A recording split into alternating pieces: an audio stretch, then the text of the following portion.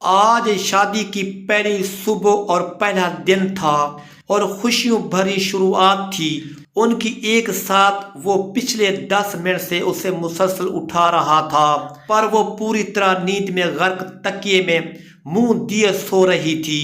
صدف اٹھ جاؤ، نماز کا وقت گزر جائے گا، وہ اس کے چہرے سے بال ہٹاتے ہوئے بولا تھا، اور وہ پری لگ رہی تھی۔ سونے دیں، وہ مسکرا اٹھا تھا، اس کی اس ادا پہ جھک کر اس کی پیشانی پہ اپنی محبت کی پہلی نشانی کی مہر لگا دی تھی۔ اچھا، میں جا رہا ہوں مسجد۔ وہ اٹھا تو جان نکلی تھی، اس کی کب تک آئیں گے؟ نیند فوراً بھاگی تھی۔ 20 منٹ تک آتا ہوں، اسے نظر بھر کر دیکھا تھا جو الجھے بال لیے چہرے پہ اضطراب لیے بیٹھی بالکل جھلی لگ رہی تھی۔ وہ جا چکا، اتنی خوف تو اسے کبھی نہیں ہوئی تھی۔ اٹھنے میں وہ نماز وقت پہ پڑھنے کی عادی تھی، اور آج آنکھیں ہی نہیں کھل رہی تھی۔ کیا سوچ رہے ہوں گے عدنان؟ میرے بارے میں شرمندگی ہی شرمندگی تھی۔ یہی سب سوچتے وہ وضو کر چکی تھی۔ وہ جائے نماز پر کھڑی ہونے لگی تو اس کو عدنان کا خیال آنے لگا۔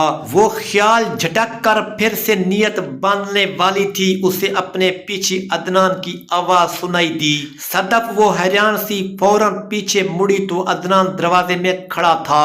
آپ مسجد نماز پڑھنے نہیں گئے؟ نہیں، میں گیا ہی تھا، واپس آ گیا۔ وہ اس کی طرف قدم بڑھاتے ہوئے بولا تھا، جس کا چہرہ تر تھا اب بھی وضو کے پانی سے، مگر کیوں وہ منہ کھولے کھڑی تھی؟ بتاتا ہوں نہ۔ ابھی اس نے آگے بڑھ کر اس کا منہ بند کیا۔ تو میری امامت میں نماز پڑھو گی؟ آج پتہ نہیں یہ حکم تھا، درخواست تھی یا حق تھا۔ وہ کھلکھلا اٹھی تھی، وہ جائے-نماز بچھا چکا تھا اور اس کی متاحیات اس کے پہلو میں کھڑی تھی۔ عجیب شخص تھا، نہ وہ جس کی محبت میں اب تک سلگتی رہی تھی، اس کے پہلو میں رب کے حضور کھڑی تھی۔ وہ دونوں اب سر جھکائے سنتے ادا کر رہے تھے، جو سارے جہاں سے بہتر ہے۔ سلام پھیرا گیا تو وہ چپ تھی، بالکل جیسے الفاظ دب کے رہ گئے تھے۔ وقت کے رکنے کی التجا اس کی نم آنکھوں نے بے ساختہ کی تھی۔ اب تم میری امامت میں نماز پڑھو گی؟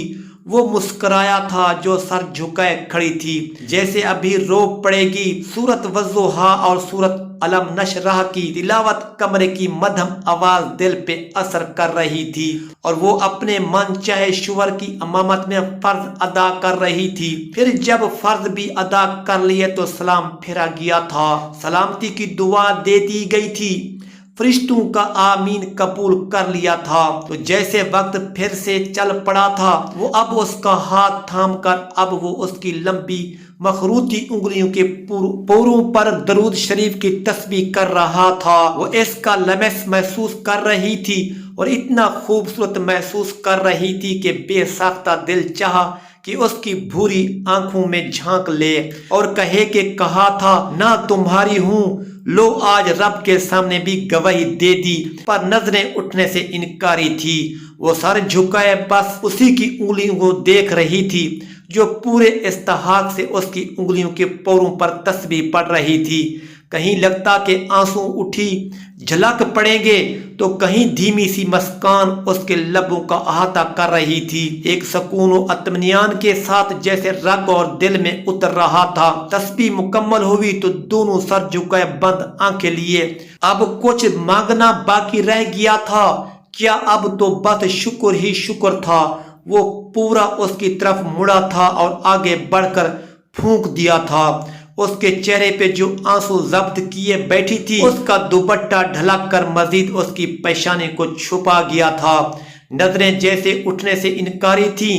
فَبِأَيِّ آلَاءِ رَبِّكُمَا تُكَذِّبَانِ۔ وہ اس کا ہاتھ اپنے ہاتھوں میں لیے یہ آیت پڑھ رہا تھا، گویا حلف اٹھا رہا تھا کہ تمہارے ہونے کے بعد مجھ پر رب کی رحمتیں مکمل ہو گئی ہیں۔ اس کے ہاتھ اپنے ہاتھ میں لیے بہت آہستگی سے سلجھا رہا تھا، جیسے مان دے رہا تھا۔ وہ سورت رحمان کی تلاوت سنتے اس کی گود میں سر رکھ چکی تھی اور آنکھیں موند لی تھی۔ وہ شخص کیا تھا وہ شاید کبھی جان ہی نہیں پائے इतने साल वो तड़पती रही थी, उसके लिए कभी नजर तक उठा कर न देखा था उसने, और आज उसे रब के सामने लिए बैठा था। क्या उससे बेहतर भी कोई इजहार हो सकता था? मोहब्बत तो मोहब्बत होती है, किसी वाही की तरह दिलों पे उतरती है। क्या पता कब कहाँ अज़ल हो जाए और कब पहली मोहब्बत पे आखिरी मोहब्बत की मोहर लग जाए, और कब किसी सदफ को किसी अदनान से प्यार हो जाए।